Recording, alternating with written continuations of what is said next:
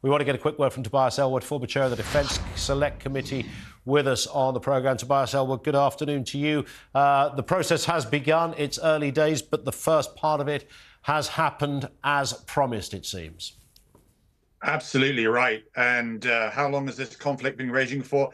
A month and a half. There'll be huge relief, I think, that the process has begun, that we've got a method of which hostages can be released. These have been painstaking negotiations that have led to today. The amount of back channels here is really quite complex, not just the Qataris, but there's also Egypt, Jordan, the United States as well.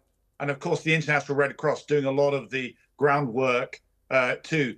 But it does confirm in general terms, you know, the pause in fighting, the names of those who will be released, as you've just been discussing, but the logistics as well have been very complicated.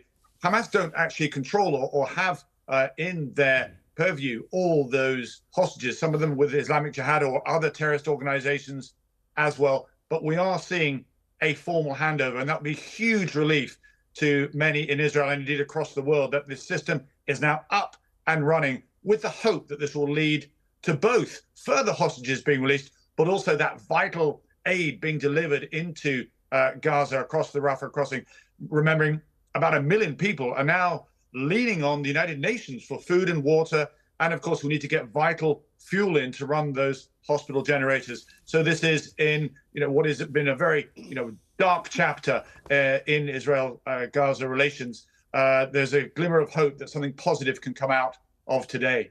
Is it fair, 150 Palestinian prisoners in exchange for 50 completely innocent men, women and children? Yeah, you're right to ask these questions, but, we can agonize over these numbers as to whether it's fair or not. I've been following this very carefully for a number of years as Middle East minister as well. I would say that what I've learned from Israel and from the Jewish faith is, they place a duty of care, if you like, in Israel to leave nobody behind. And this comes from generations, who have felt persecuted, understandably, because of their history. It's built into the Jewish mindset of how, what they've experienced, not least in the Holocaust, but going back millennia. And it's even reflected, that value of life in the design of the Israeli main battle tank, which is far more protected than the Challenger or the Leopard tank that we have, because they value life itself. They do not want to leave anybody behind. And if that requires paying perhaps what seems to be perhaps an unfair cost, they're willing to do so. And I'm really pleased, though, that there's going to be some families that will be reunited with their loved ones. And I hope this process, can continue.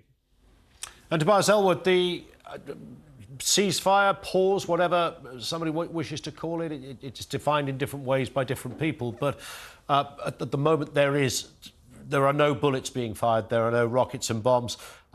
This goes on until Monday. Does the war simply just continue and pick up where it left off on Tuesday? Briefly, if you could, Tobias. Yeah, the first question is, will the ceasefire hold? I hope it does.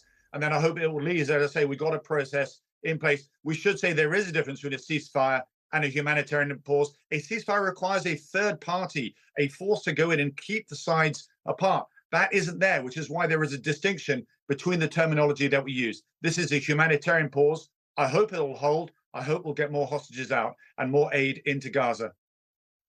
We hope and pray that all of that happens. Tobias Ellwood, thank you for your time. We really appreciate that.